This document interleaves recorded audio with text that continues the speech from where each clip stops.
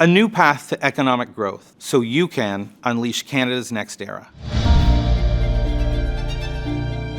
Considering the current economic challenges and tariffs affecting Canada, we passionately believe that now is the time for government to take decisive action and accelerate Canada's advantage. It's time to look for growth in new places.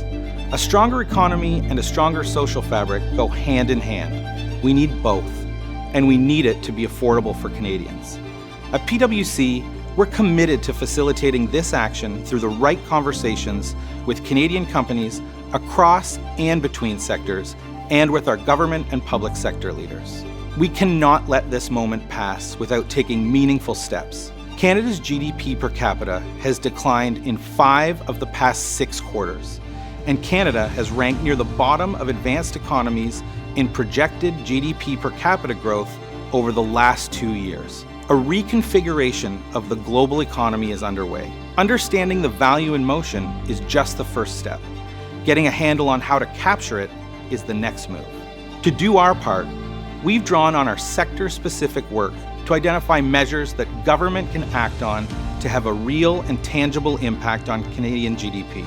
These interconnected strategies will accelerate momentum across our key sectors. Streamlining policies will attract investment as targeted infrastructure initiatives enhance our competitiveness. Stronger collaboration between government, the private sector, and Indigenous communities will foster sustainable and inclusive growth, while greater innovation will create more competitive and prosperous communities across Canada. Put simply, we can make it easier to invest in our future together.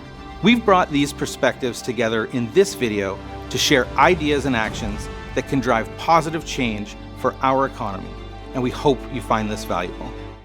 It's time to reclaim Canada's energy edge. We have an incredible resource sector here in Canada, but what's holding it back from reaching its full energy potential? Today, we have complicated and conflicting tax policies that are coupled with overlapping regulations, and these are causing major challenges for industry. These policies create barriers that are limiting investor confidence, but we have an opportunity to unleash significant economic growth and create jobs with the right support for Canada's energy sector. This requires removing friction across the value chain, from exploration to production, and finally to securing access to global markets. If we look at tax policies, there are inconsistencies in Canada's tax system, and these are hindering the energy, mining, and utility sectors. There's complicated data requirements that limit access to tax credits, which are actually intended to encourage investments in renewable energy and critical minerals. It's ultimately reducing the impact that these can have. So let's create a simpler, more effective tax system to attract investment and unlock new sources of growth. Beyond tax complexities, there's the regulatory environment, and it's also a barrier in Canada's energy sector and its full potential. The layering and often conflicting federal and provincial policies create a daunting web of regulation. To strengthen our energy independence and unlock investment and growth, we need to streamline the regulatory process and make it globally competitive. This means bringing industry and government together to pinpoint the desired policy outcomes and build a competitive framework that is simple to navigate and gives organizations and investors confidence.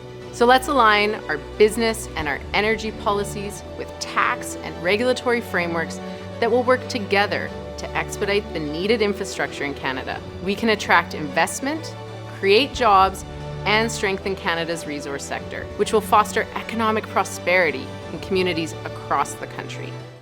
Canada needs to find the right balance for us on energy transition. Canada produces less than 2% of global emissions, but oil and gas make up 5 to 8% of Canada's GDP. Canada's implemented a cap on emissions, which is effectively operating as a cap on production. But we can't build clean energy fast enough. And electricity demand is increasing, not decreasing. That power is necessary to fuel a diversified economy, AI-powered capabilities, job creation, and GDP growth. Those two things together are combining to create a massive gap between supply and demand.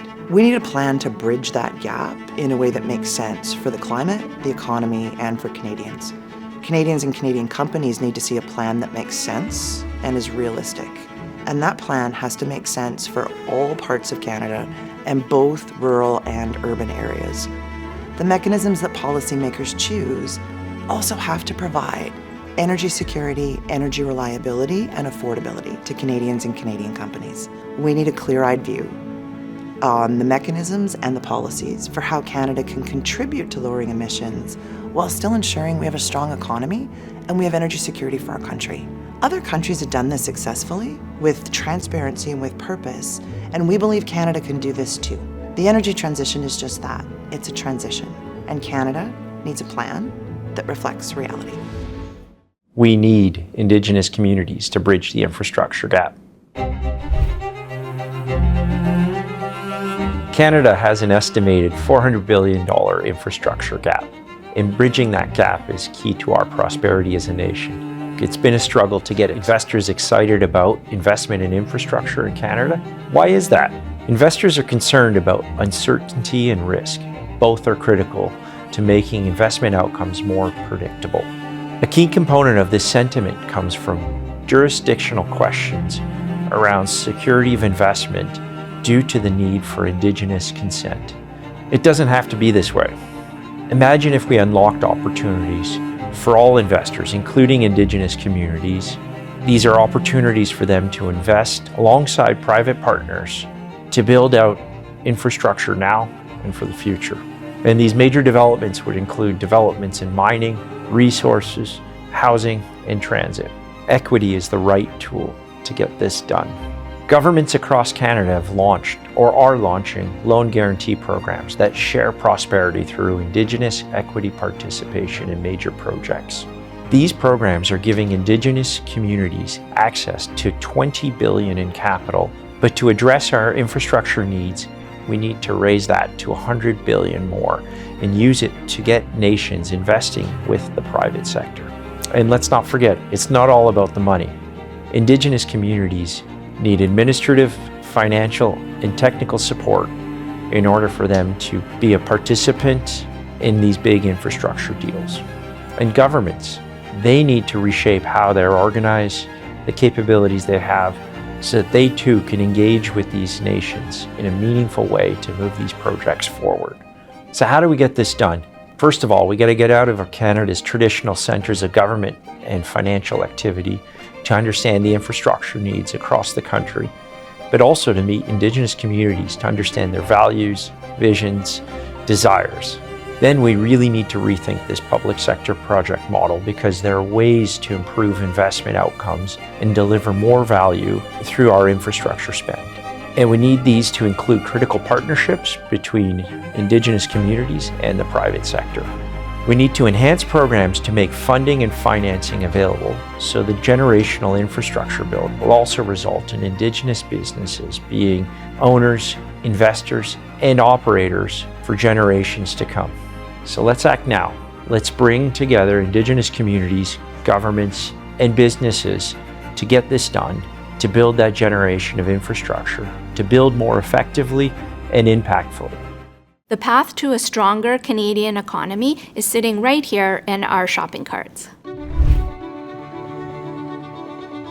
We have rising costs, consumer confidence which is down, especially since the beginning of the year. But where we could go is to a consumer markets environment that is vibrant, innovative, and a driving force behind a more resilient Canadian economy. In order to get there, there's three things that we need to focus on. The first one would be around affordable collaboration.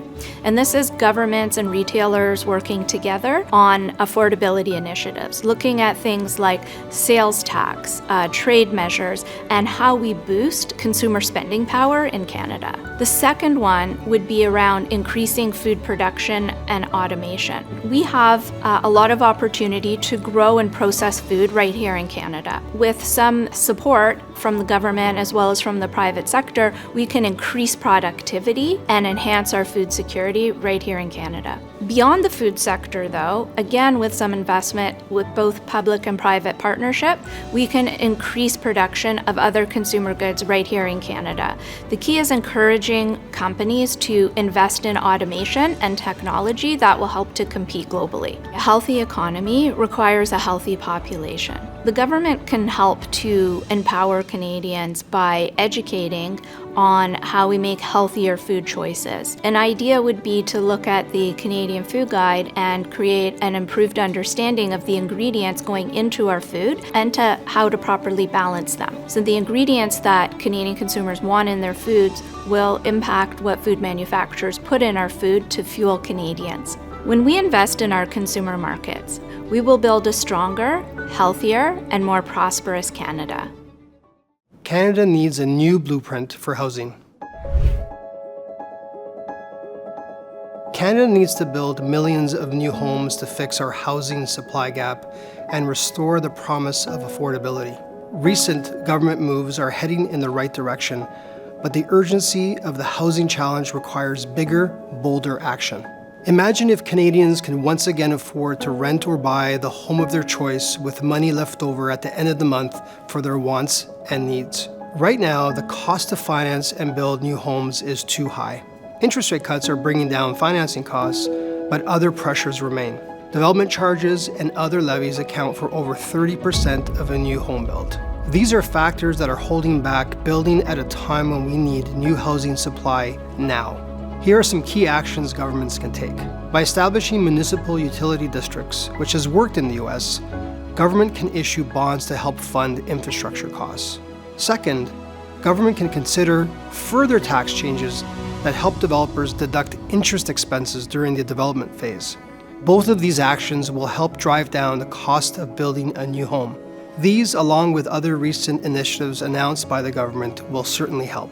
But we must also reimagine how we build homes in Canada because we simply don't have enough labor to deliver the millions of new units required. Now is the time to enable mass production of prefab and modular housing so we can build new homes at a record pace. With the right policies, combined with more efficient, collaborative, and tech-enabled business models for building modular homes, we can unlock housing affordability for many Canadians. Let's reindustrialize Canada. In today's geopolitical situation, what is abundantly clear is that core manufacturing is the bedrock of both economic and national security. Western countries have learned this the hard way. Now is the time to pivot. We have great capabilities in Canada across our value chains, but we're often too fragmented as we send many components across borders multiple times due to the integrated nature of our value chains. We have an opportunity moving forward to bolster domestic production that'll help us improve the resiliency of supply chains going forward. We've shown that we can build complete advanced manufacturing value chains before. Take, for instance, our automotive sector. We showed what's possible with Project Arrow, a Canadian-made electric vehicle that showcased the best of our automotive suppliers across the nation. On top of that, the government did a great job of attracting major investments from global automakers here in Canada because of the potential of the country. However, we know much work remains to be done to secure a leading position in this important value chain going forward. The key question for us as a nation is how can we build complete end-to-end competitive value chains at scale across manufacturing sectors? Now is the time for a bolder Canadian industrial strategy. We need to start by protecting and defending value chains that are under significant pressure from destructive tariffs so that we can retain core talent, assets, and capabilities required for the future. We can do that by leaning into ramping up the defense industrial base. This will give the government some quick wins. It'll help us ramp up defense spending while at the same time building domestic capabilities, and it'll enable us to support other nations that need to do the same. Looking forward to bolster both defense and EV value chains that are critical for the future, we really have to lean into our critical mineral abundance, both by building new mines, but also making sure that we get the critical value-added processing done here domestically in Canada. Government support is going to be crucial for this, not only as a funding catalyst, but also to bring together private sector investment for the sector. This includes making connections between businesses and research institutions, but also with the investors. By taking an end-to-end value chain approach, we can pivot as a nation to a much bolder industrial policy that allows us to play a leading role in the future and live up to our full potential. Canada must capture its share of the globally estimated $1 trillion tech, data, and AI value chain. There's a shift happening into the intelligence era. There's a $1 trillion global value chain forming around AI, not just in algorithms and models, but in the infrastructure that makes it possible. Semiconductors, data centers, high-performance computing, evolving hardware, and the sustainable energy to power it all. It's about building the full stack of innovation, from research labs to land development, from semiconductors to clean power generation. Imagine a world where Canada fully capitalizes on the value being created by the intelligence era and is not a consumer of this shift, but a creator and an exporter of it.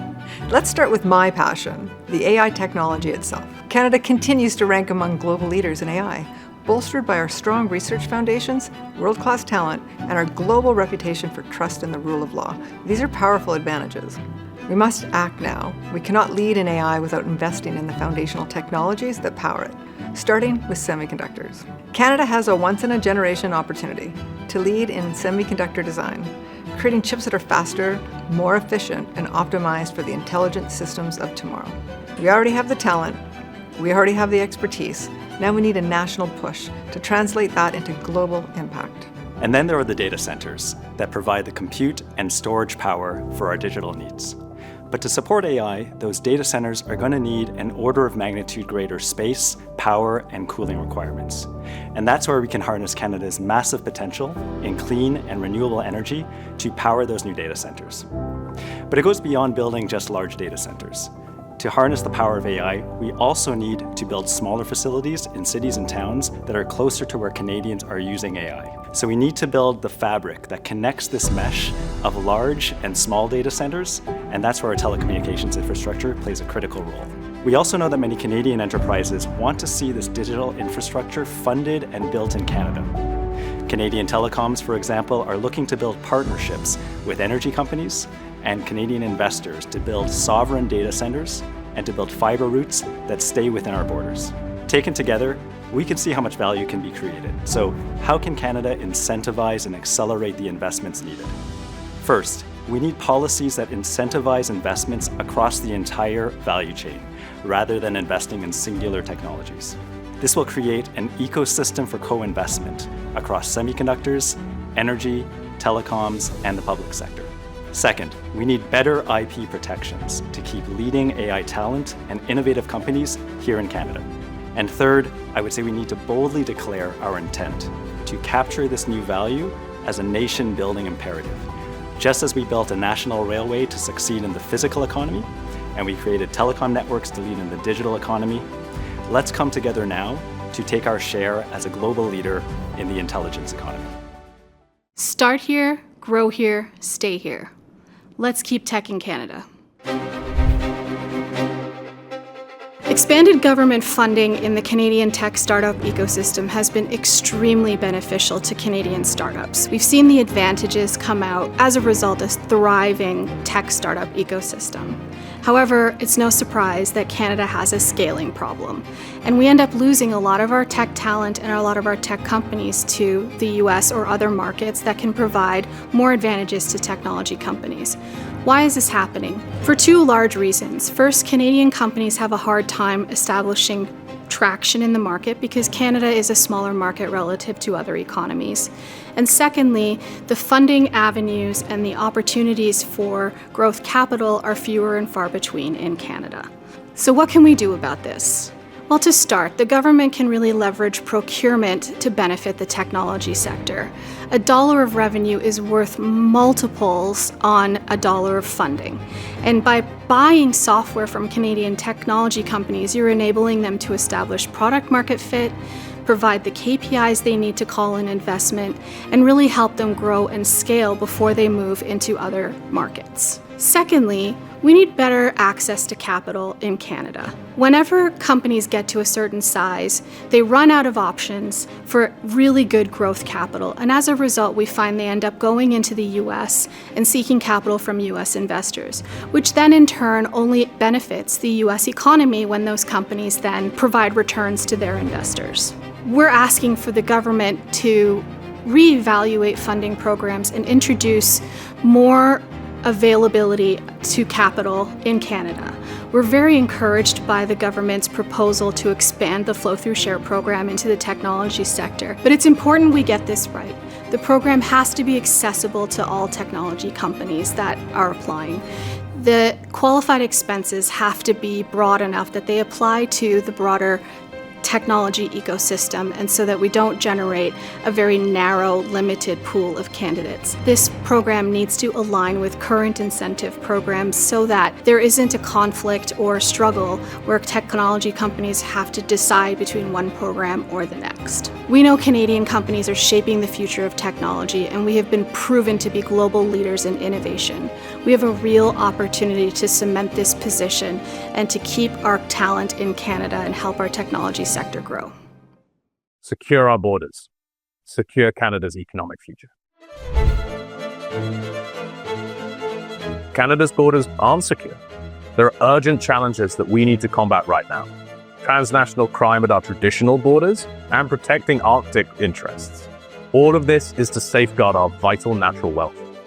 For Canada, economic prosperity and border security are inseparable. Investing in the right capabilities can unlock new growth opportunities and strengthen our future economic resilience. If we look immediately to the southern border, we require government focus and collaboration with our Five Eyes allies. We need to share intelligence and adopt proven technologies to secure those borders. These investments will deliver significant economic benefits for Canada, reduce losses from illegal activities, increased efficiency in legal trade, and stronger cooperation with the United States.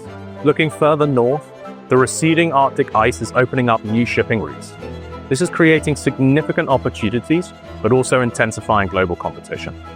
Building Arctic infrastructure, such as deep water ports, research facilities, and logistics hubs, will create jobs, stimulate northern economies, and attract resource extraction investments.